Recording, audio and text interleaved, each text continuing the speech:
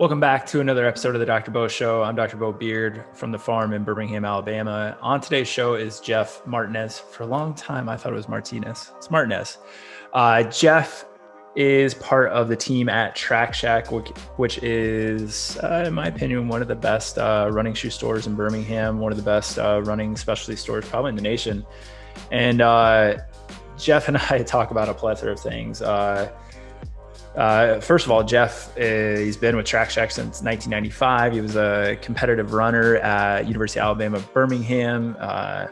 He's originally from Boaz. He was a middle distance guy, did some field events. He's just all in on the running world and now the running community in and around Birmingham. So he's just awesome to talk to, a wealth of knowledge. We talk about a quick review on the North Face shoes that I've been trying out. Part of the new Vective line. We talk about shoe fitting, common myths and misconceptions with running shoes, injury prevention. I mean, really anything, socks, accessories, insoles, everything you could name. So I really appreciate him being on the show, and I know that you guys are going to get a lot out of it. Well, I want to dive right into this. And funny enough, man, I think it came up on my Facebook feed this morning. I've never actually heard of this website. So Podium Runner, do you ever get on there or know what that's about? So I haven't been on in a while, but I know what you're talking about. So they had an article on the Vective today, and that's what I wanted to jump off on, was just like using that shoe as, kind of the new innovations that are coming on. But from what I'm reading, and then I'll have you dive into this. And for anybody that doesn't know, you can see this thing. This is the Infinite, if I'm correct on that. I don't know if you can tell from looking at it. Yeah. But in Podium Runner, I'll put a link to this article in the show notes for everybody. But it's basically talking about the innovations that North Face put into the shoe, that it's supposed to, maximize basically energy that you're putting into the ground, which is, talked about a lot with, Nike's, racers, and pretty much every shoe company now. But then also talking about the grip technology, and then how they specifically designed a lot of, in particular, what's the carbon plated version of this? It's the man, you put me on the. It's a. I got it. So you had Infinite, and you got the Flight. Yeah, Infinite, and then the other is the. Yeah. And the Endurance is with the carbon plate. Yeah, that's the Flight. Same, built on the same. Yeah, Endurance. And what was interesting is they built the Flight for women. Specifically is what this article is saying, that they were looking for like force production from the ground based on some of their elite like ultra runners. So yeah, there's for the Vective, that's the Flight, the Infinite's the middle, and then the Endurance is like the max like cushion version. So I know you've had some runners try this around the Birmingham community, and you guys, obviously we're going to dive into a bunch of running stuff, but just on this shoe, what's been some feedback? What are your thoughts on it? And then we'll get into kind of where shoes are going overall. Well, I think that with the Vective line, I was surprised at everybody's favorite. Like I expected everybody's favorite to be the Endurance, just because of the maximal type feel to it. That had a little bit more forgiveness to it. It was a plastic polyurethane plate as opposed to P-backs or carbon, and which are a little bit more rigid. And so I expected it to be the most popular. And it turns out the Infinite, the one that you got, has actually been the most popular. Everybody that has done the same thing as you did, like you got to try on all three, right? And everybody that has tried on all three, the most have gone towards the Infinite. I think everybody likes the upper, I think that it's a little bit more open in the toe. Yeah. And so that the upper is a little bit different. They use a different material around the forefoot and compared to the Flight and the Endurance. So I was surprised at that. Overall feedback, I've had a couple of folks that went into like 50Ks and 50 milers in them right away and came back with nothing but, raving reviews. So pretty pumped about that. I think it's a huge hit for North Face considering what they had released previously. So yeah, I mean, I think that, overall I was surprised that again, the middle of the road one was the one that everybody liked. Yeah. Well, and for people that have followed me, and it's not like I'm some heretical, minimalist person, but like, this is a pretty big shoe from what I'm used to as far as like what's underfoot. But there's two things that I kind of found interesting. Like I remember I ran in, I can't remember the model, one of the cushier ultras when it first came out. like a demo. And I was like, Olympus. yeah. And they Yeah. were out at Oak Mountain. I remember I just ran around the lake and I felt like I was having to work so hard because of how much like energy it was dampening. And I was like, man, that's like no bueno. But then these, you think you're going to get that, but it's actually like, there were two things. I was like, man, it's pretty responsive, but my foot got worked, like the arch of my foot, which you wouldn't think in a shoe like this. You think it would kind of like do the work for you, but you're still having to kind of like, manage like stability on your own. So for people out there, like, I don't, maybe, offhand, I don't know the stack height under here, but it's a lot more than I'm used 20, to. 25-19. Yeah. So Yeah, 25-19. So yeah. I think it's. Yeah, I'm gonna try them in the Lake Martin 27 miler actually Saturday. And that'll be my Sweet. first really long run in them. And then if I, dig them beyond that, I'm gonna kind of strap them on for the rest of the races for the spring and going into the summer. But jumping off the North Face shoe, which is, they're got a lot of hype with that. And like you said, North Face literally messed up a lot and they kind of fessed up to that, which I thought was cool of like, hey, we had some not awesome shoes. They went back into the lab, kept doing like, prototypes with athletes. But really it comes out that, yeah, this is all here, but that's what Nike's doing and Brooks and everybody's kind of going to the same way. So I just kind of wanted to get a state of the union on like running shoes. Like, where do you think in general things heading? It's always ebbs and flows, right? Minimalist, and then, the Hoka, and it's like there's trends, but like, where's the industry heading right now? Or is there a general, are there each company's doing its own thing? Like, what are you seeing overall right now? Well, I would say overall, everybody's leaning more towards backing away from terms like motion control and support and posting and terms that have been used over the years for folks looking for stability and whatnot. I think terms like guidance and leaning more towards natural motion, as opposed to the shoe stopping or controlling something. It's going towards working more with the foot. I remember years ago at a running seminar, I saw Simon Bartold. I don't know if you've heard that name, but yep. He was big with ASICs, and he said this probably 10 or 12 years ago. He said the way that the industry is going to go is towards really working on working with the foot in natural motion. And I think that's gone that way. You see Brooks with the biggest change that they made to their most popular selling shoe, the Adrenaline, 2 years ago, going with these things called guide rails as opposed to using a glued in section of foam or a firmer, more denser foam on the medial side of the shoe to help control overpronation. Nike and Brooks both are sort of the leaders in going that route, especially Nike. I mean, Nike's really dropped. I mean, they don't even have they have support shoes, if you want to call it that, but they really have gone more neutral and more natural motion. And then brands like your fave, I mean, Ultra, they've been on that forever, you know, and I think that with them, they can use what they had already kind of started and begun and just have improved upon their shoes. So I definitely see this shift in losing those terms again, that control term and support term. Now I want to dive off on a couple things there, and who has a disclaimer? I don't know if you know Gray Cook, Functional Movement. At the beginning of each one of their podcasts, there's a disclaimer that says the opinions of the hosts of this podcast are not the opinions of FMS Movement Systems. I think it's funny because they started it. But, so maybe we should say we want Jeff's opinion. He doesn't necessarily speak on behalf of Shak completely, right? So I want you to be able to. Do you think when these companies are moving away from the terms like motion control, stability, and moving towards guidance, is that true, or are they just changing the terminology? Like, is the shoe similar, or is it really changing?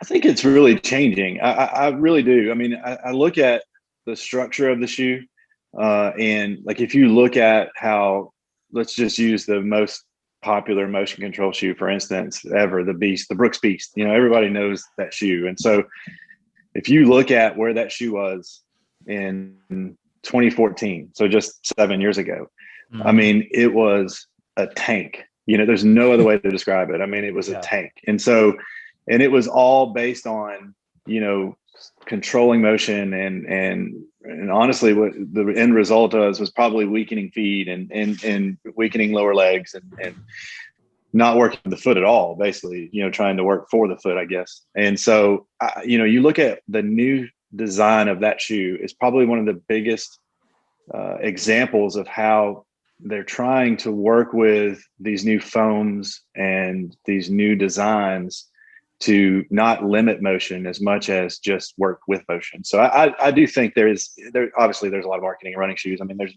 no doubt, it's just, and you pick the innovation of the moment, right? And you just go with the marketing for it. But I do think that if you were to compare previous models, and I keep using Brooks as an example since it's number one in running, but if you use previous models of those inline most popular selling shoes, the Beast and the Adrenaline, and I'm leaning on all the control and support shoes just because I think the biggest changes have come in those. But you really can see and feel a difference. Okay. Well, and, talking about, making the foot work and like actually, the shoes kind of working with it. It's interesting to hear the changes in just like foam, right? Like moving, like how they're, trying to manipulate how the foam responds. Like something that you told me when I was in there last time, I'm kind of getting ahead of myself here, is go over this real quick. Like the foam, what were we saying? Like it compresses more, but it's more responsive, or it's something that didn't seem to make sense. I was like, how's that happen? Yeah. So Brooks came out with their new DNA loft foam. And so what they found with all their studies was the way they measure foams in shoes is by durometer. It's just basically just the density of the foam. So the lower the number, the softer the shoe.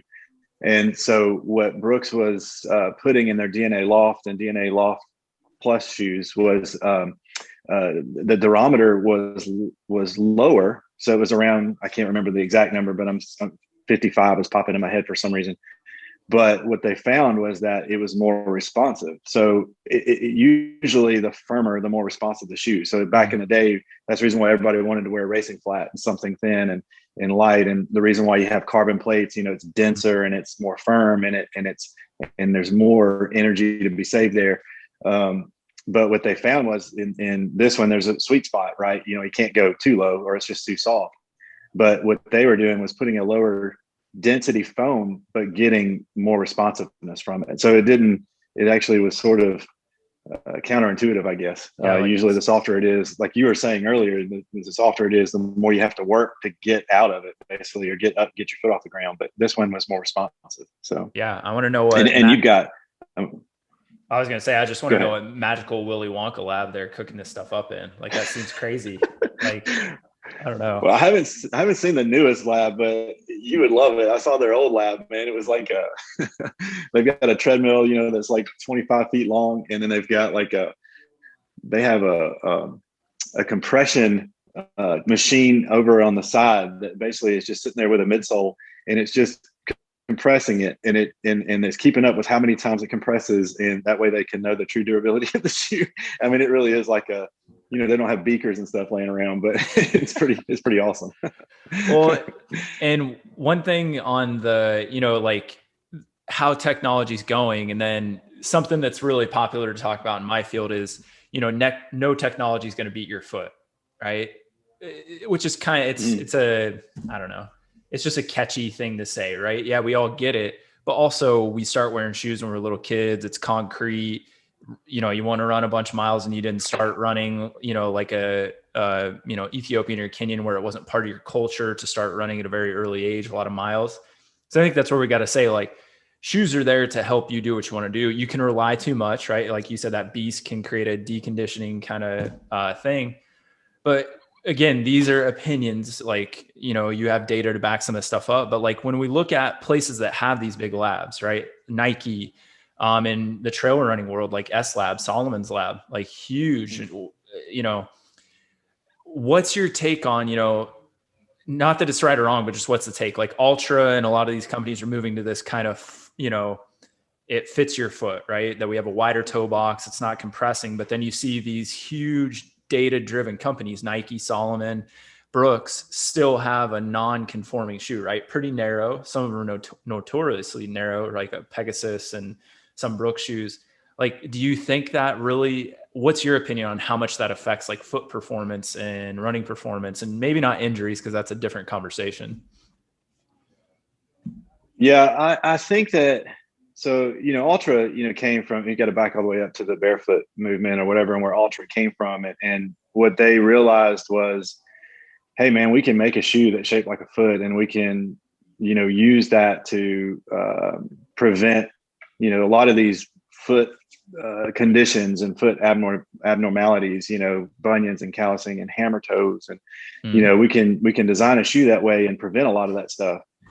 But also, I do believe that that's where we come into play as well. So sticking with the popular brands that haven't changed really the shape of their shoe so much, that's where, having a store like ours in town where somebody can come in and we can say, sure, look, Ultra tells you that, wearing shoes that are shaped like shoes can mess with your feet. But if you get fit properly, if you know that the Pegasus runs narrow and you've got the biggest, widest foot on the planet, we're not going to put you in that shoe, and then also really the biggest thing in 26 years of doing this in Birmingham, the biggest thing that we deal with on a daily basis is sizing.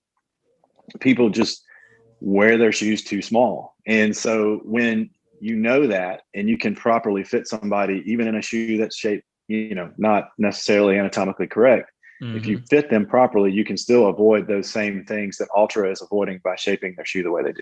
That's a really good point. And I don't know where the stat came from, but I know I've seen it in the research that on average, most people are in a shoe that's 1.5 times too small. And usually that's a big width margin because people don't want a special order. It's harder to get a wider shoe.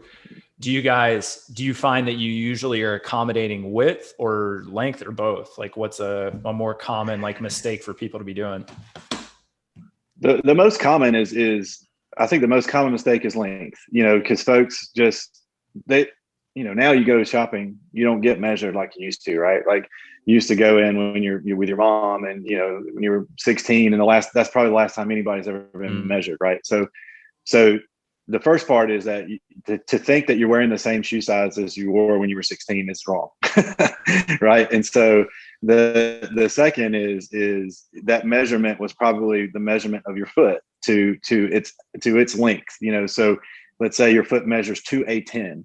Well, if you wear a 10 in a shoe that's shaped like a traditional shoe, then eventually your foot will become shaped like that shoe, So what we do is measure to the end length of your foot, and then go up at least a full size. So, and it is the biggest argument. It's the only way to put it. It's the biggest argument sometimes. But on the width side, we have started carrying a lot more wides just in general. Like there's very little need to carry narrows. I mean, we do still carry them, but your company's ASICS, for instance, is making less and less narrows and more women's wides now, actually. And so I think that that's a true sign too, that these shoe companies are accommodating, like trying to prevent some of these, again, going back to the foot abnormality, bunions and callousing and whatnot. But I do think that it shows in how many widths we're actually carrying now in wides, and again, when I say widths, I mean wides, not narrows. So. Well, it makes common sense when you're like, your foot will conform to that's like Chinese foot bondage, right? Like you're going to, yeah. And I make my mom feel terrible that, I have kind of one foot that's bigger than the other. Like a lot of people do, barely. And I remember I wore these pair of like miter. Do you remember miter, like soccer cleats? Like I wore it because I loved them. I wore them until my like toes were like at the edge, and I'm like, I swear you messed my foot up on the left. And I like make fun of my mom, like you wouldn't find my shoes, which was not the case. But that's a great point that I don't think a lot of people think about. Right? They think, well, yeah, get an Ultra. And the Ultra, what do a lot of people say? Oh, this feels too big. Right. They'll buy the same size and like, oh, it feels too big. And you're like, no, that's probably normal. Right. You have more movement and you're just not like used to it. And I've even heard people say that they'll size down, and I'm like, no, like now you're going to, especially running trails, like run into the end of that thing going downhill. And, now you're dealing with all these toenail issues. Just to add 2 cents on that foot conformity thing. That's what Salomon bases their, especially S-Lab high-end shoes off of, right? They take their runners, literally digitally scan their feet. Well, if you look at all of the really good runners in the world, they typically have a higher arch and more narrow foot. So then you get the lay runner, they get into that same shoe. It's just, it may not work. And that's, the big, and you know this as well as I do, the biggest kind of, I guess, jumping off point for shoe performance is like comfort, right? Like, hey, if you're going to increase 100%. performance, reduce injury, like it's got to be comfortable because your foot needs that feedback. So what do you in the shop when you're like, take us through a fitting process? Like what's, are you guys using Brannick devices still? Or are you watching people walk, or like, how do they run in them? Like how's it go down?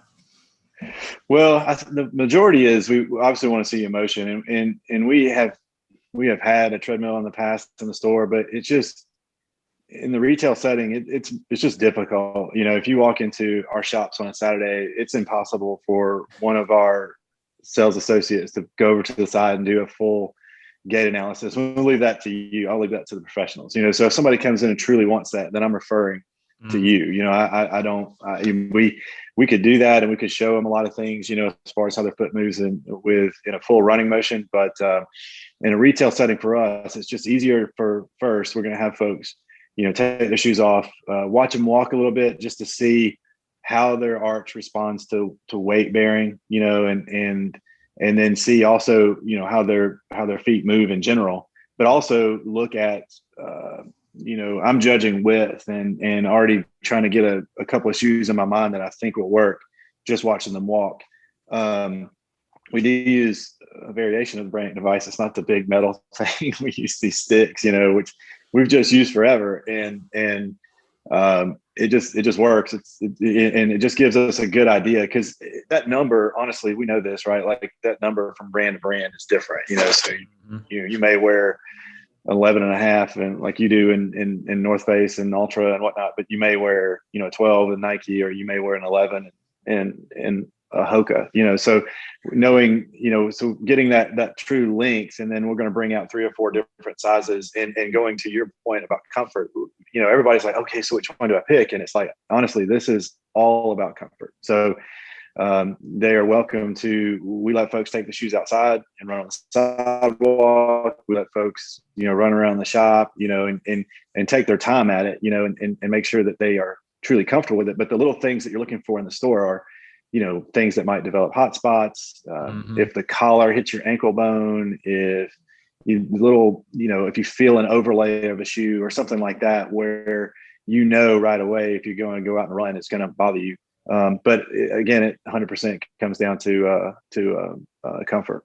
Yeah. And that's a pretty standard process. I think, I've even been in, which I think, I don't know, correct me if I'm wrong. Like I've been in high-end running stores where you still, you go like pick the shoe and you're like, hey, I'm going to get this. And I think if you go into a really good shop, like I think the sales associate's still going to be like, well, have you tried this on?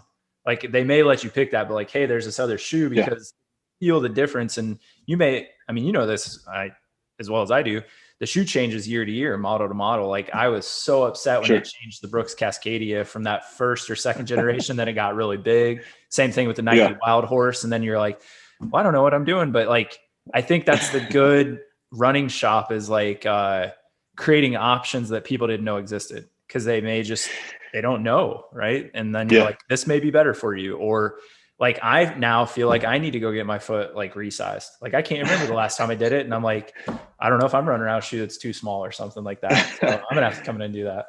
Well, my first question to those that come in and say, I want this shoe off the wall, is why. First of all, have you been wearing that shoe for years? Is that just your model? Because I want to know the answer to that question. If that's the case, then usually that's a safe bet. Like, that the ASICS GT 2000 has worked for you forever, or the Brooks Ghost has worked for you forever. Let's just get the same size in that new one, try it on, make sure it fits properly, because it does change. But if they say, I read a review about the shoe and it got rave reviews, then that's like, okay, let's talk about this a little bit, because does your foot shape even match this shoe? Did your buddy tell you about it? Because if your buddy told you about it, then we definitely need to talk about it. Obviously y'all's feet probably differ. And so, I think that there's definitely something to, again, coming into our shop and let's just, chat about it, make sure you're looking at the right thing. And that's, I mean, again, there's variations. I think people, nowadays, people are just buying a shoe online, which, a lot of the companies, you can try it on, you can use it, send it back. But I think a lot of people I know a ton of people buy a shoe and they're not super happy with it, but it's easier to keep it than it is to send it back. And they just run in it. And then all of a sudden, like, yeah, I don't really like it. And then they got like 10 pairs of shoes that none of them really work. It's like, man, you could save yourself so much money and time if you just like went and like got them locally. And so I think you're going to see a change. Yeah. And I know Solomon's trying to do this like scan your foot at home thing, which is crazy and stuff. But talking about, shopping online and scanning your feet, is there anything coming up in the shoe industry or changing as far as like how people like are custom shoes going to be a thing in 5 years, like where people are going to be able to fully customize? Like, is there anything coming out that's like just completely different? Well, we talked to Brooks, actually came out with this not too long ago, where they were talking about putting scanners in 3D printers in stores and stuff like that. And so we haven't really, I don't know how it went. I think it was put in a few stores and I haven't heard like how the overall test of those have gone. We have seen some of that. We haven't, honestly, there's not anything other than the traditional fit process that we have planned, as far as getting into something different. It's just worked for us and we haven't seen anything really that much better, over the years. What you're going to see, and this is Nike's really leading this charge, is they're really going to limit who can carry their shoes. So like running specialty stores like ours, we're going to be exclusive on a lot of things. And I think that is, while they know that they're obviously their overwhelming business is online, they understand the importance of small shops and guys that have been doing this stuff for years, like me, in cities, that have big running communities. They understand that importance. And so I think there's going to be more and more of this exclusivity to running specialty stores. And Nike, for instance, for us, like all the new racing stuff, I mean, you're going to be the only, possibly the state of Alabama, where you can find those shoes. And, they give us some help by letting us release it earlier than them, and, that sort of thing. And so I see some of these larger companies working with us, again, hopefully that's understanding the importance of us locally. So again, as far as like tech wise, we see a lot of shoe changes, that are coming. But as far as like the fit process goes and scanners and 3D printers and stuff like that, we don't have really any plans to add anything about that yet. Well, and if anybody's ever read the book Shoe Dog, and if you haven't, you should. It's awesome. It's kind of maybe a nod to how they got their start, right? Like they're owing up that like they started, extremely small selling shoes out of the back of a trunk, and then all the local retailers on the West Coast, and then it blew up. But I also like that higher end speciality, because it's kind of like ski boots. If you're going to buy a super high end snow skiing boot, there's no way you're buying it online, wearing it off the shelf. Like, you got to get it fitted, then, you got to tweak it. Like, so talking about these tweaks and like fitting a boot, let's get into, cause you're the guy to ask this stuff. Let's get into the specifics around shoes. Right. So, and this is a huge question, I understand. So maybe we can attack it broadly, but like insoles. So when you're trying so we got a shoe for somebody, right? It's a comfortable shoe, and maybe somebody has been wearing an insole, or how do you determine that it may help somebody? Like if a super feet or whatever it is, like how do you go about that process? Well, we have always had, there's a lot of brands out there, I guess I'll use that term, that believe in the add-on sale for insoles, right? Like the old Just for Feet model in Just for Feet's before you were in Birmingham. But Just for Feet's model was, you had the sales associate take the insole out of the shoe and flop it around and say, hey, look how flimsy this is. You need this thick cushioned, insole in every shoe, but basically everybody knows it's just an add-on. So they wanted to get you to spend an extra $40. So we've never approached it that way, because the insoles that we carry are like orthotics. They're not soft, they're not cushy. Not everybody likes them. So we really take the approach of using them for comfort. So if somebody comes in, for instance, and has a super high rigid arch, every shoe they try on, they're like, I can't feel the arch. I don't feel the arch in the shoe. And so that's an instance where we're like, hey, let's add this to it, see if you like the way it feels, and improve the overall comfort for your foot shape in the shoe. Mm-hmm. So we use that a lot for folks who are just looking for that arch. And so often folks mistake arch support with feeling the arch in the shoe. And that's really more of how the shoe is designed, and how it's probably not, like, if you feel the arch too much, then it's probably not the right shape for your foot shape.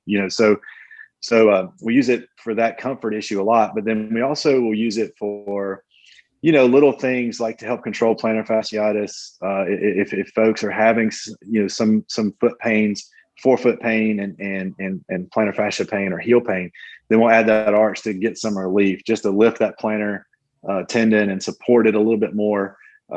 We've seen it work with forefoot conditions like neuromas and capsulitis, where you increase the surface area contact with the sole of your foot. And so then it evenly distributes pressure throughout your foot a little bit better. So the Power Step insole we carry, for instance, is our most popular seller.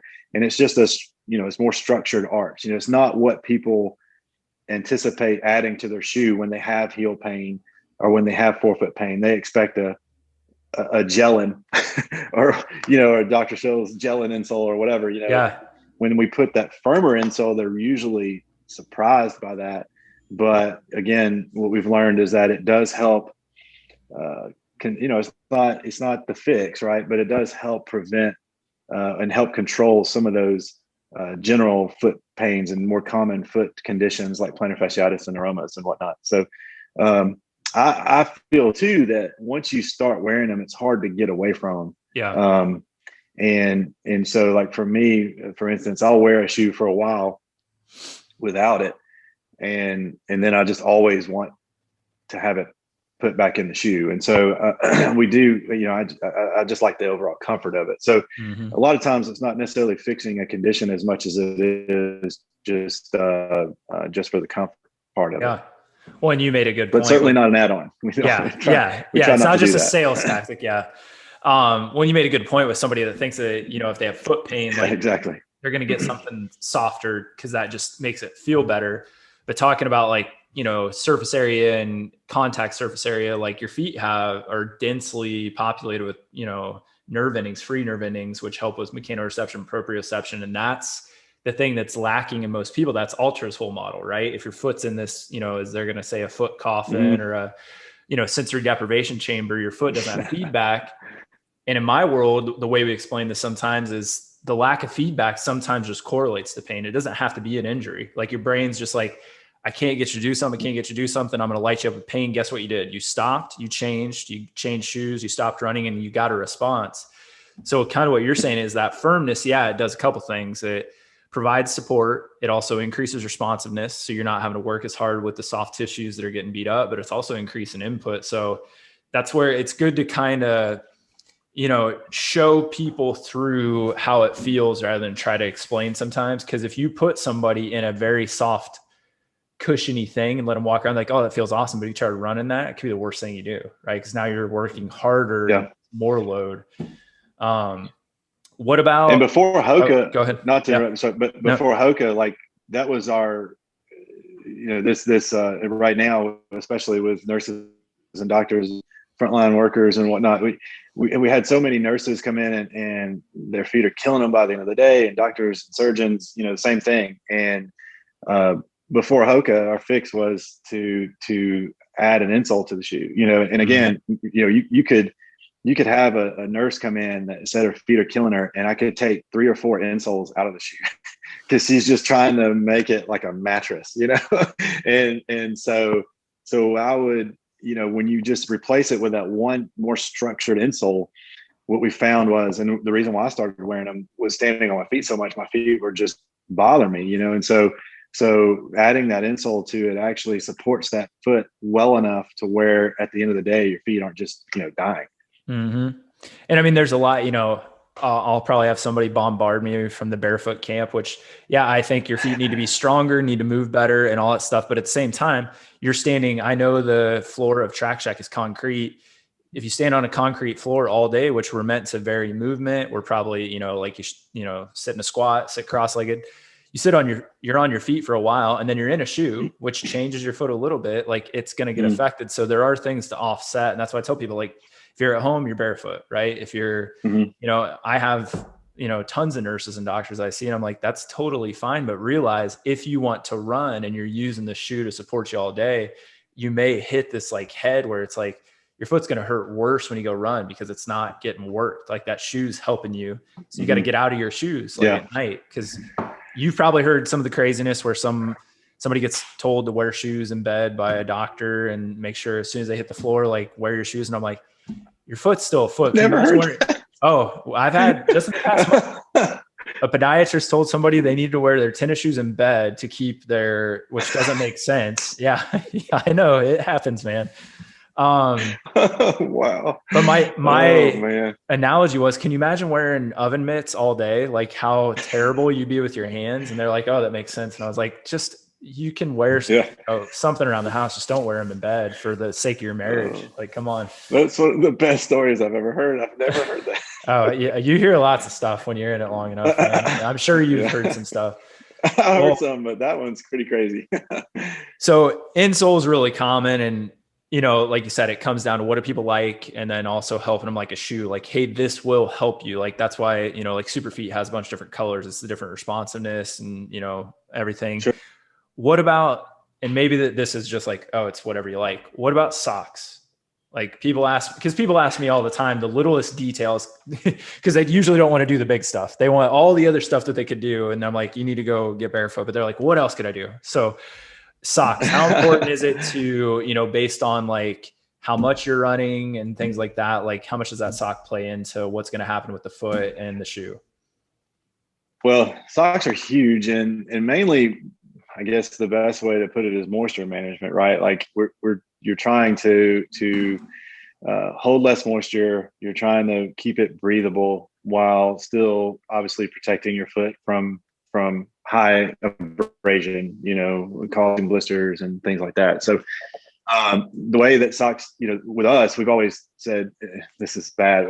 We always say cotton is rotten, right? Like we want to stay away from cotton. It gets abrasive when it gets wet, it expands, it loses its shape and its form. And so for years and years, it was just polyester and nylon and Lycra blends that allow the sock to form to your foot or size properly. They're not just this huge range of sizes, you know, where it's like it fits a men's 6 to 12, you know, which is, you know, or something like that. It's extra small through extra large in the sock, so you get a perfect fit. And then brands started going right and left footed, you know, and having the shape of the shape of the sock actually match the shape of your foot, with a longer part of it towards your middle and larger toes. And, you know, the arch was actually more contoured to your arch. And so that happened. And then you've got now where you've gone into even compressive properties in the socks that help with foot pains and even Achilles conditions and stuff. So CEP and OS First, the two brands that we carry, have really stepped up the sock game, I guess is the best way to put it, by making these compression zones that help lift the arch, help support the plantar tendon, plantar fascia and sole fascia and all that, and then also go up into the Achilles and have some compressive properties there that help with just controlling pain to a certain extent. So we tell folks that, you know, right, we always have this buy 3 get 1 free deal, and if folks are just now getting into running socks, the best thing to do is to probably get 3 or 4 of them, and, you know, pick the one you like the best. But functionally for me,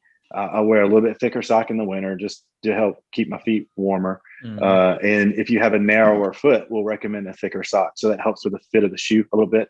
If you have a wider foot, then we'll stick to a thinner sock like a Swiftwick or these new OS First thin air socks that don't take up space in the shoe and they allow your foot to fit well in the shoe. So socks are a pretty big deal. And most folks, when they see there's usually a sticker shock to begin with when you're paying $13 and up for a pair of socks. But then once you wear them, you're always coming back for more because they're definitely game changers. And they last a really long time. I mean, that's my only knock on Swiftwick is I'm like you were talking about left and right footed. I always get super confused because large has the L and I'm like, damn, am I wearing 2 left socks? And I'm like, oh, never mind. No, it's just large. Now, see, I have heard that in the shop. I've had guys come back to return the socks because they got 2 lefts. And I'm like, no, man, this is a large. So I have heard that. You're not the only one. All right. I feel better about myself. Yeah, it is a game changer. And then, like you said, sticker shock, but it's worth it. I mean, if you're going to spend 100 plus on shoes and then you're wearing, just some generic sock that's going to move around on your foot, create blisters. And I think most people that are above kind of novice runner get that because it's just as soon as you try it, like you said, but I don't think people realize that also like you said, changing sock, width or, thickness and things like that, like based on also like Lake Martin could be really, really wet this weekend, right? Mm-hmm. The storm's coming in. Yep.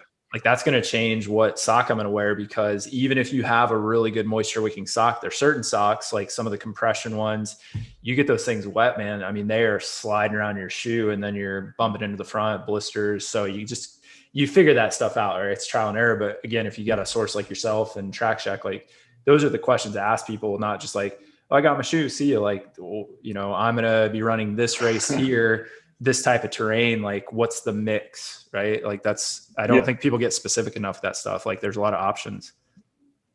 Well, that comes with your training, right? That you're going to learn. For me, I have my rainy day sock and I have my, cold day sock or whatever. And so I definitely think that it just comes with experience. And I think that that's the reason why that buy 3, get 1 free deal is a good deal because you can just mix and match and then, trial and error over time. So many miles, you're going to figure it out. So, well, let's dive into some of the touchier questions because why not? So what are some of the biggest, like, I don't know, myths, misconceptions, like common stuff that people come into you either thinking that a running shoe is going to do, or just like in general, like what are some of the biggest things that you're trying to, I guess, re-educate people on around running shoes, whatever it is? Like, are there common themes there?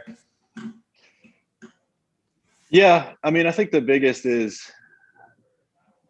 for me is fixing an injury, right? Like somebody's coming in looking for the miracle shoe, and I love shoes, but the miracle shoe for a particular person there's not one just miracle shoe, right? So we can't just say, hey, you've been battling plantar fasciitis for 2 years, we're going to put you in this Hoka and it's just going to fix everything. Or you've been battling shin splints for however long and this is going to fix everything. There has to be a plan associated with that footwear selection, right? Like you have to be going to see the farm or working on strength at home or working on your form or doing the extra stretching or doing the extra massage that's going to keep you healthy.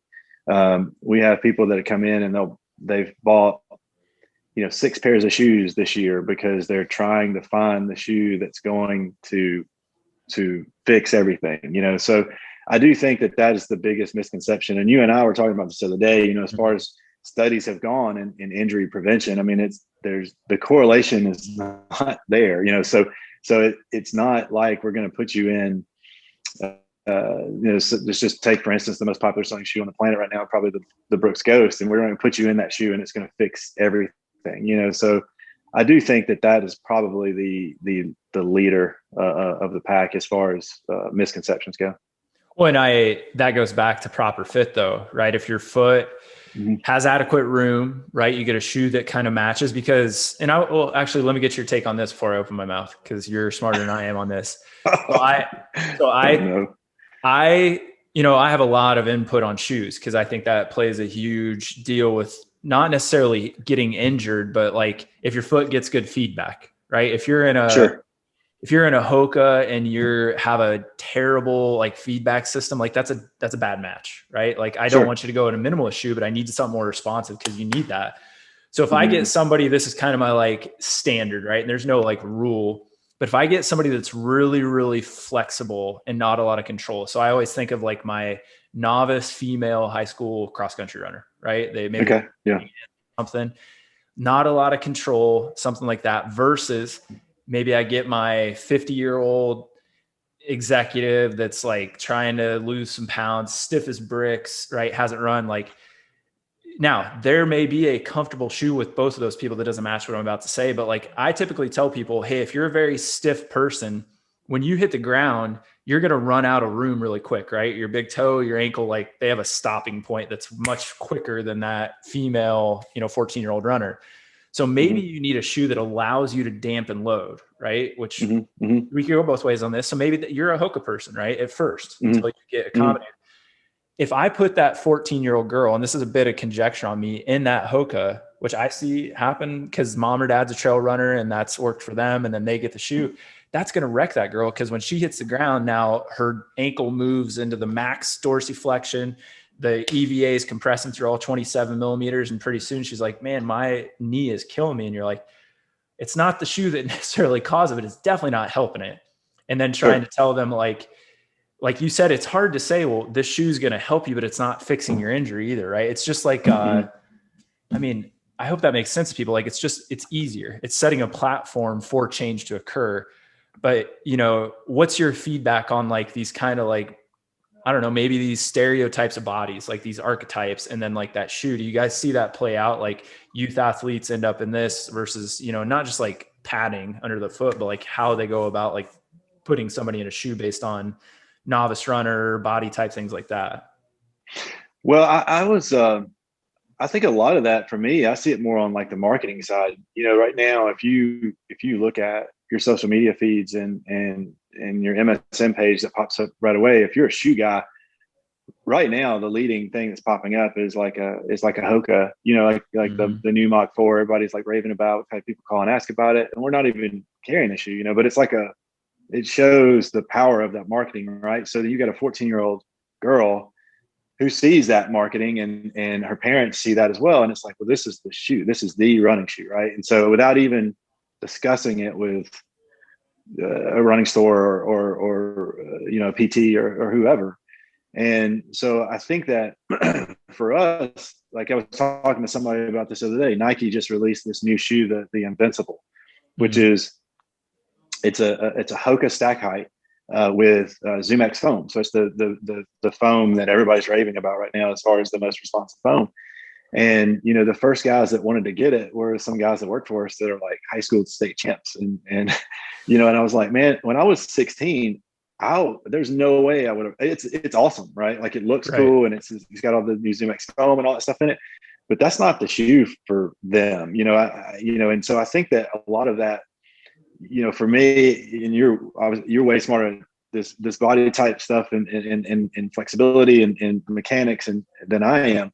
I'm looking at it more from a common sense standpoint. Like a Hoka is not a teenager shoe. I just don't, and if they're running in it, especially if they're a competitive athlete, like I think that, more traditional styles that aren't, that are allowing their foot to develop pretty, that are allowing their lower legs and to strengthen properly.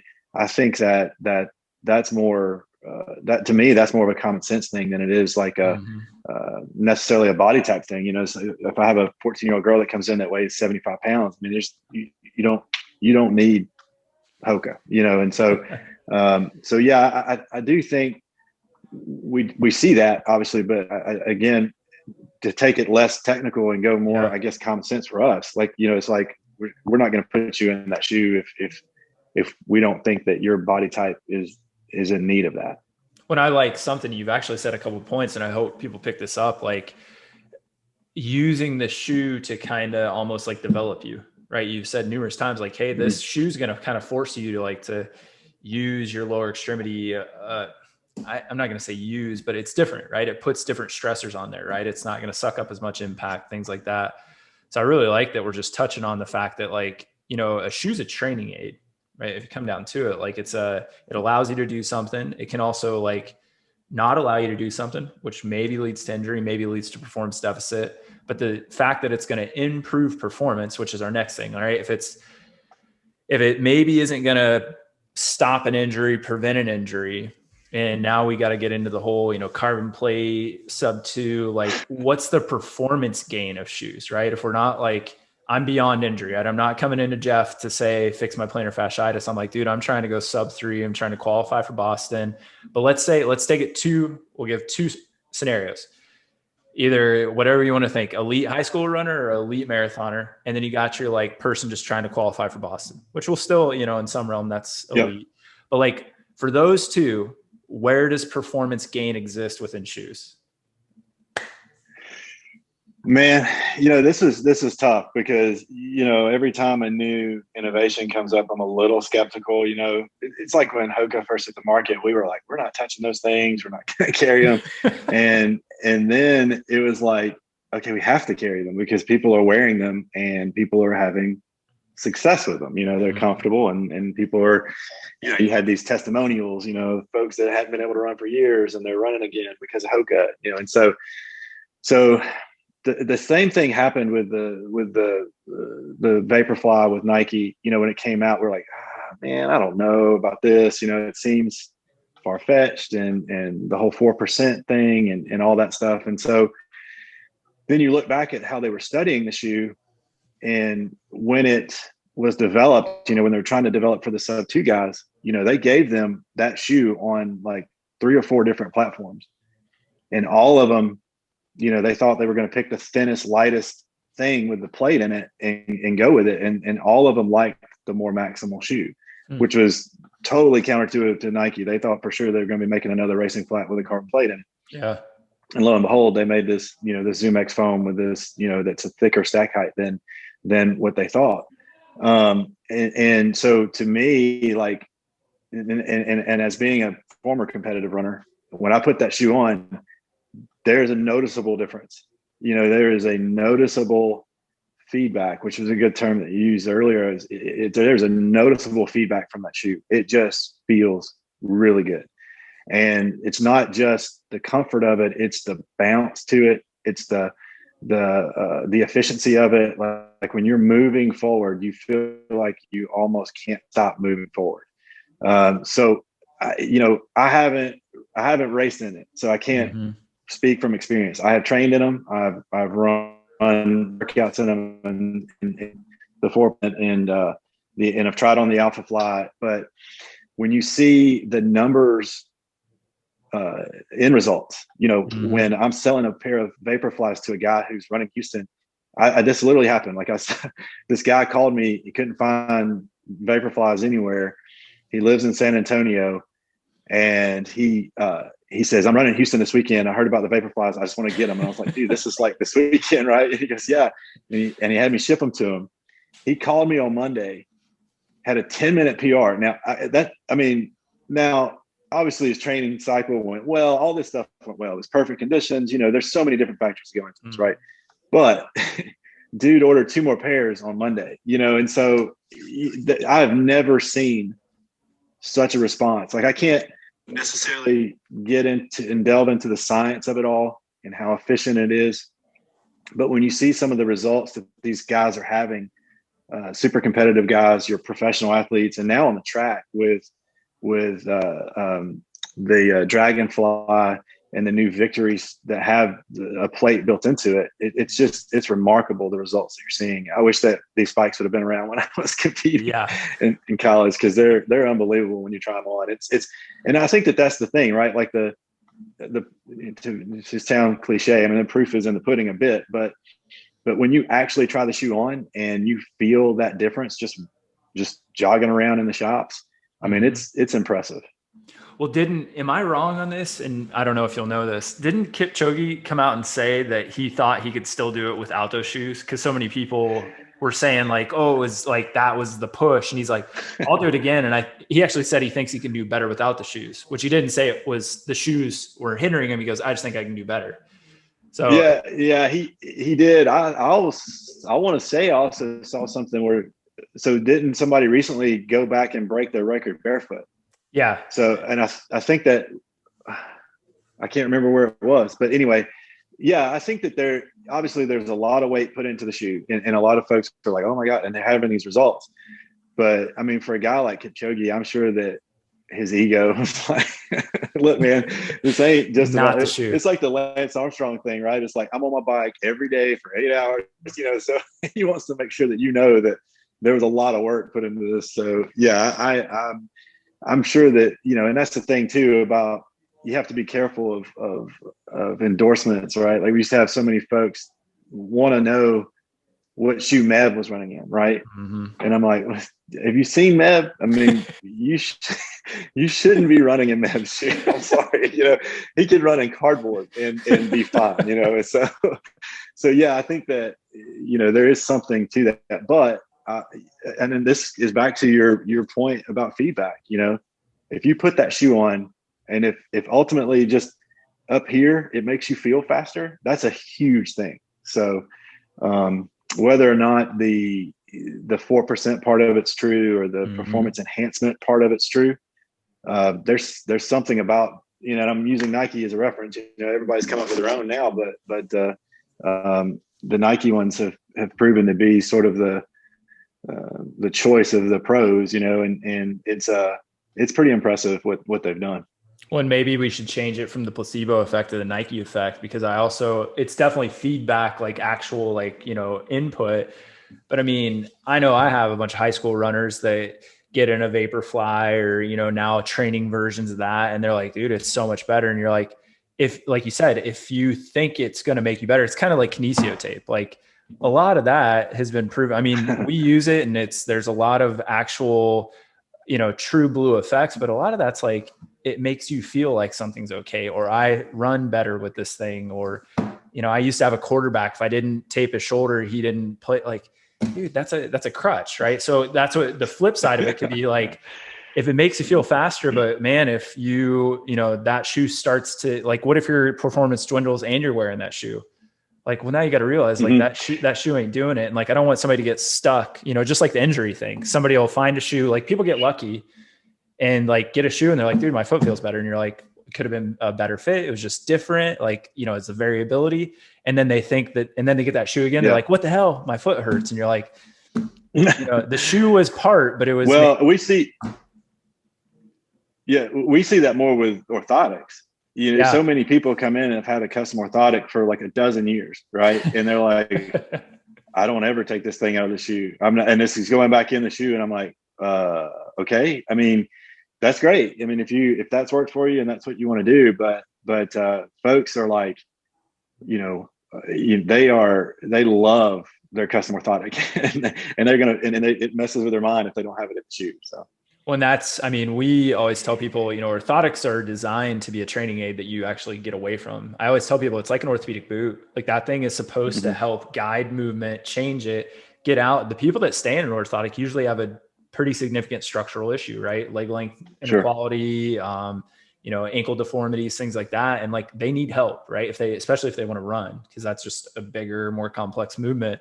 But I 100% agree with you. I've seen people, I'm sure you have too, that it's not only the same orthotic recreated, it's the same orthotic from 12 years ago, which is not doing a single thing to help their foot. And you're like, these things are supposed to be replaced, man, every year or two. So yeah, it's kind of funny. The psychologic part of it is huge.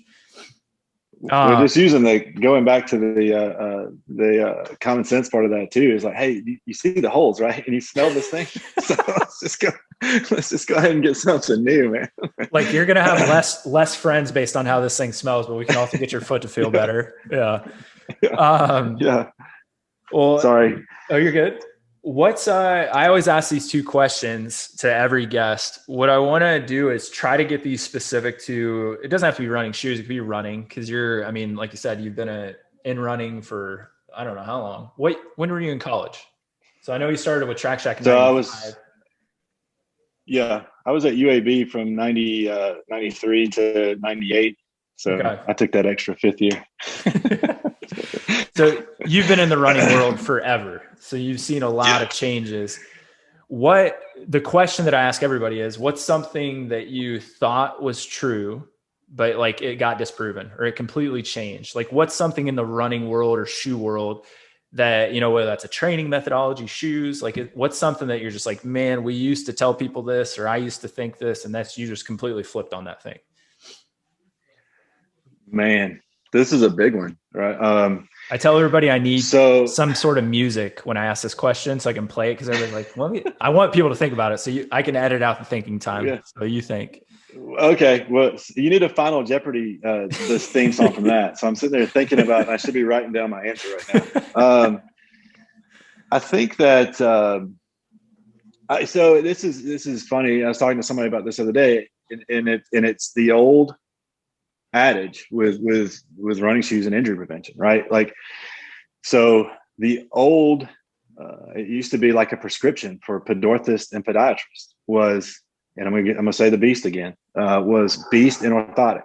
That was what they did, and we did it. We were, you know, that was the prescription, and that was the fix for a lot of foot injuries. And so it was to totally immobilize the foot. And so, you know, so back in the day, you know, some local podorthists and some local podiatrists, I mean, that was we still have these prescription pads that we give out to doctors and local PTs, and they send folks in and say, hey, you know, they're not recommending a shoe as much as just, hey, this is what's going on with their foot, and can you take a look, and what would you recommend?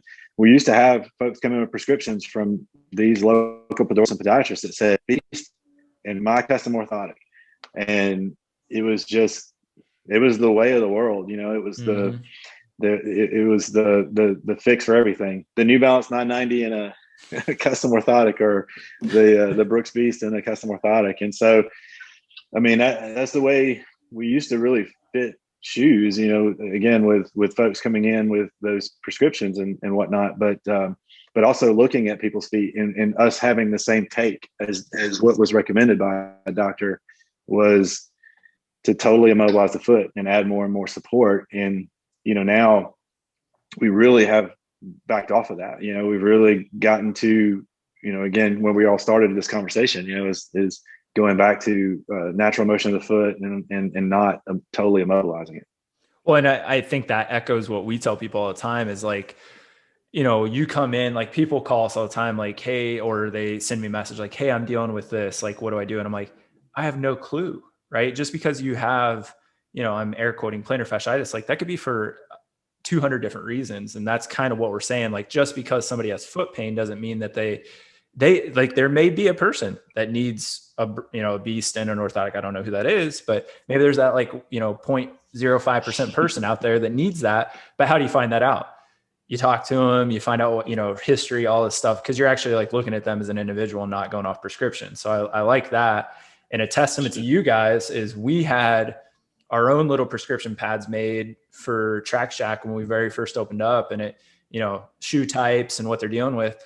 I don't even send people there with those anymore, because all I say is they're good. Like, go tell them what's going on. I don't need to write down what's going on. You tell them, and then you'll get in a shoe. And I always just say, make sure it's comfortable. That's the only thing I say. And, you know, like, that's easy enough. And that's where, if you have, again, you're not going, no knock. Like, if you go to like Academy and just buy a shoe off the shelf, like, that's on you. You know, like, you got to make sure you're doing everything right to work. Well, to your point too there, I mean, we do use those prescription pads that we've had folks in the past, doctors and PTs in the past, send in only New Balance or only whatever, only one specific shoe. And I'm like, well, how is that? How does that work? You know, I mean, there's no way that you could send somebody in and say, only look at New Balance or only look at Brooks. Mm-hmm. And so I appreciate you taking the approach that you have, where, hey, let them do their work. You just talk to them and we'll figure it out. Mm-hmm. And I think, like you said, how do I know if something's comfortable? Because I'll tell people all the time, they ask my opinion, and I'm like, well, I'll tell you what I wear, but that doesn't matter, right? Like, it's worked for me. I've had shoes that I don't like, but like, you got to go try these things on. Now, the flip side of that question is, again, let's keep it in the running world at large. What's something that you think is true, but there's no like evidence out there? There's no studies, there's no nothing. It's just something you're like, man, I know this is like from like, experience or time, you're like, I know this is the case, just that's the way it is. And you couldn't show anybody is there anything like that you're always just kind of thinking about or telling people? Man, cue music. I know. Let's see here. I think that, and I know, again, we talked about this when I saw you last, about the correlation with injury prevention in shoes and the studies trying to really not showing that being true, right? I do think that going back to support shoes and whatnot, I went through these injuries in college where it was lower leg stuff, and I knew a lot of it had to do with the footwear, right? Like we weren't getting as many shoes as we should have gotten, so I was blowing through them and I was running in shoes that were totally worn out. And then when I started working in the store, I had more access to footwear. And so then I started wearing a more supportive shoe and I saw a difference in my shin pain. Now, again, the whole correlation with injury prevention and whatnot is totally a whole nother topic or whatever. We could go on for hours about that. But for me, I do think that there is something to support and again, I don't want to use the term control because it's sort of being dispelled or whatever, but that's the only term I can think of right now. So, but I do think there is something to that. And I have seen results with our customers, in particular our good customers, when I change them into when I think that they might need, and for whatever reason, it may not be, what the shoe company wants you to believe as far as it controlling overpronation or is overpronation even the reason why this injury exists, so it may not be those reasons, but I do think there is something to when I do think somebody needs more support, it does help with preventing and controlling, or at least helping them get over that injury. So I do think there is some truth to that. And there's a couple points there. I mean, I'm always curious, you're like, I got into a more supportive shoe and it helped. Like, could there have been things to work on, from like foot function where the support helped for sure. And I think that's the head that we all hit with runners, right? You kind of have to meet them where they're at. Like you may be able to get their foot and, their body to work differently, but how much time is that going to take? Time is the biggest culprit with all things, right? Training adaptation, tissue adaptation, but also you're primarily dealing with amateur runners, right? It's not like you have a store full of pro runners.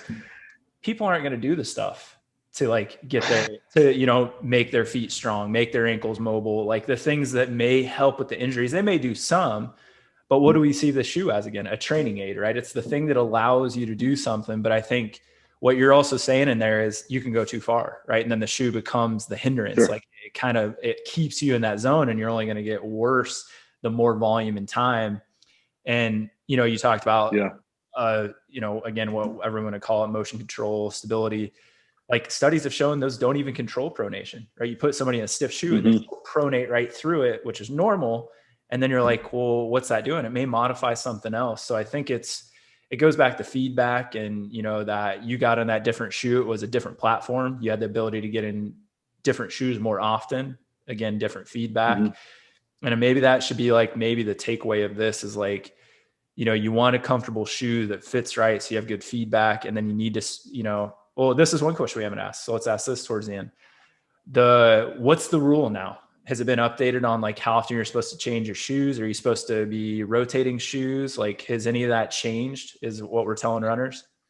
Yeah, I think that, so I think the overall durability of the shoe is the same. Everybody says, your manufacturers are going to say, depending upon the shoe, 400 to 500 miles is usually what we say. A lot of folks will put a time on that where they're just going to get 2 pairs of shoes a year. And so it's every 6 months. A lot of folks have indicators, where their knee will start to bug them a little bit, or their heel or their shin or whatever. And they're like, okay, it's time to get a new pair. So that the overall durability and when you change out shoes I think has not really changed a ton.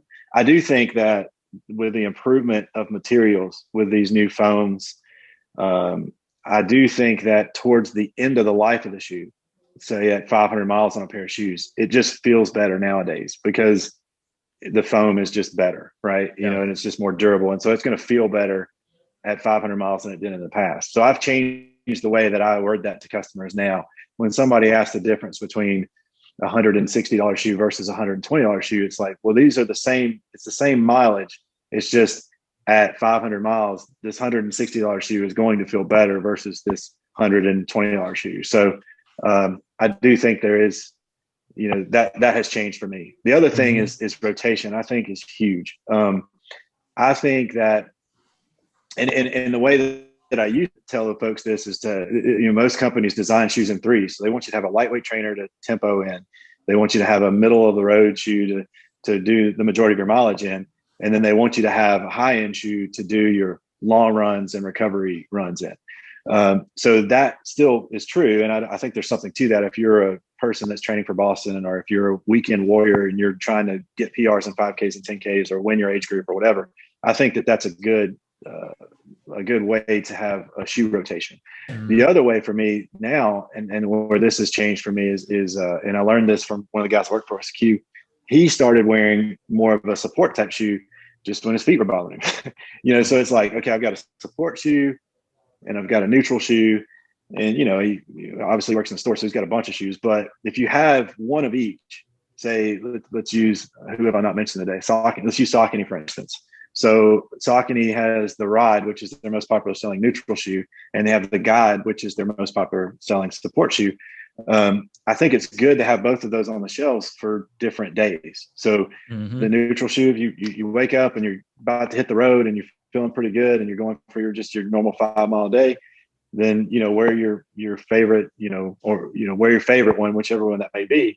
But I do think that support shoe is there for days that you might feel beat up.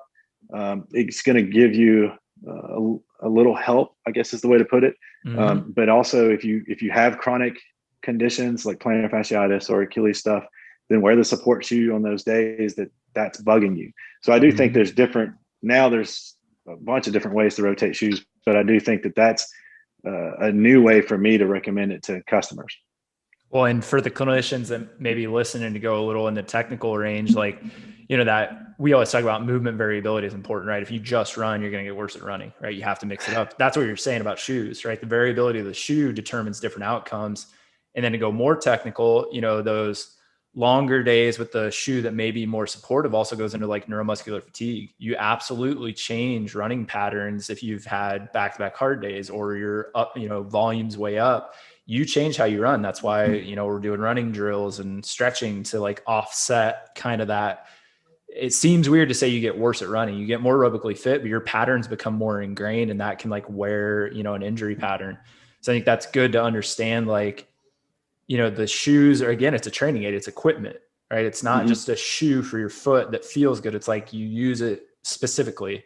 Like, why do people buy a trail shoe? Because it's got more grip, more studs, all these things for the terrain for what you're using. And then, think of Ultra with like the King, right? Like a strap for downhill. So you're not just like blowing through the shoe. Like they did these things on purpose. It's a gear choice. Sure. The thing I want to ask you is something that's just, I've always had the question. So I tell people all the time, like if you had money wasn't an issue, I'd have you buy 10 pairs of shoes. Like if you're dealing with an injury, because I could use certain shoes to manipulate what I want to happen. Is the thought process on the shoe rotation also? I used to hear that it was the compression of the foam. Like if you ran one day, the foam compressed, and then it needed a bounce back or refractory period. Is that true?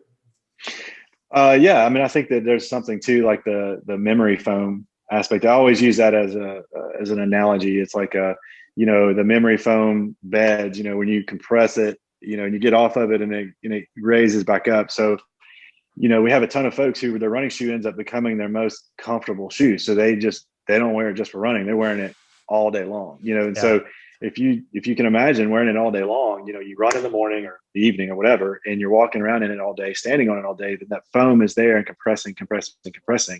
And if you don't give it that time to regain its memory, then it's going to just break down quicker. So I definitely think there's something to that as well. And that used to be just the number one reason for recommending rotating. And that's kind of what I would heard. But like, I also like, which I'm going to call my ignorance out on this, like the shoes in threes, I didn't really think about like them designing lines like that. Obviously, you have like a racing flat and a trainer and things like that, but I didn't think about shoe companies designing it like that per se. So kind of interesting. And we're coming to the end. So it's a good way to say, hey, what's up? But like, I think you and I could talk about shoes like ad nauseum, because there's a lot of different ways to approach it, right? Like, Sure. the injury thing, you could literally spend like a couple hours on and like really get into the details on it.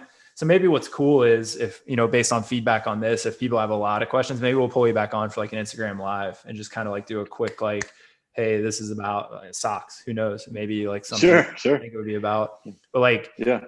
tons of good info. And I hope people, even clinicians, like I always say, like, you have more touch points than that like single runner, right? That's why like I want to do a podcast, because if like 10 clinicians heard this, they talk about these things, like hundreds of runners are like, well, I'm going to go to my running shoe store, and like if they're not doing what Jeff was talking about, like maybe I'm going to go someplace else, or like, try something else that's a little more like individualized and in depth. So that's why I'm doing this stuff. So like good people doing good work, get that information out, and then it kind of like ripples outward. So before we get you off here, man, is there anything, like any like words of wisdom, anything else that you're just like, I got to tell people this before they go get their next pair of running shoes? No, man. I mean, I appreciate you doing this. I mean, it's been, we have a lot of doctors and PTs that we have relationships with, and we're doing more and more stuff these days to with them, which I think is great. It's not like this used to be. I feel like, docs were, oh yeah, just go pick up a shoe anywhere, no big deal. And now I think they're realizing the importance of going to a store like ours. And I appreciate you pointing that out and having me on. We just, for us, man, it's the shop isn't all about running either. It's about just coming in and, shooting the crap with us and hanging out and, and talking about, whatever. And so I think that's the thing that we do well too, is want to make folks feel comfortable about coming in. We have a lot of folks who, walk in and they know that I ran in college. They know Scott was an Olympic trials athlete. They know, everybody in is a competitive high school athlete. And so we've always had to fight that, making folks feel comfortable, to come in and see us. Realizing that we're fitting folks from, standing on a daily basis or have to wear a running shoe because of their foot problems and as a dress shoe, and we're fitting folks that are running, 100 miles a week, so we try to fit everybody the same and treat everybody the same in that same instance. So I think that it's changed, for me, just because I'm not running competitively anymore, that I don't necessarily want to talk to somebody about the sub 2 hour attempt or, that stuff on a daily basis. Like, hey, so, how was the weekend and that sort of thing, so, and I think that that's where our store has had some success. And I definitely want to make sure that everybody knows that they can be comfortable coming into a shop where some folks that may be runners can still fit you for whatever your activity level. Well, and that's a really good point to end on too, is most of the amateur runners that really get into running, yeah, there's a lot of like wanting to get better and, lose weight, PRs, but like the biggest thing that people tell me when they're not running is one of two things. The reason they got to get back is the community. They want to go back and like, run with their group or whatever. But then it's the like anxiety relief aspect, right? Like they don't run, and it's like, that's both of our goals, right? Like you're saying, comfortable, keep people involved. Like if you don't think of running as like, it's not always this high end performance, like working with Olympians and stuff, like your bread and butter in that store are people that are involved in the Birmingham community, and you're trying to keep them involved or whatever that means, right? Like got to go to work, got to do whatever. And you guys have definitely been a pillar of Birmingham for much longer than I've lived here. So I appreciate what you guys do, and appreciate being on, man. Just putting some great information out there, and we'll definitely pull you back on for some Q&A or maybe another podcast. Man, it sounds great, man. I appreciate you having me. Yeah, it's an honor, honestly, dude. I really appreciate it. Thank you so much for listening to this episode of the podcast. If you haven't already, subscribe on Apple Podcasts, Spotify. You can also go watch this if you're listening, or you can go listen if you're watching. We're on YouTube as well as on all podcast platforms. If you would like, leave us a review, drop us a comment, 5 stars, write something. You can also get a hold of me at social media, at Dr. Beau Beard on Instagram and Facebook, and always happy to answer questions, field comments, and specific to this podcast with Jeff from Trak and on the topic of running shoes. If you have some topics that you'd like us to hit via an Instagram live in the upcoming weeks, let me know and we'll take care of those for you. Thanks for listening.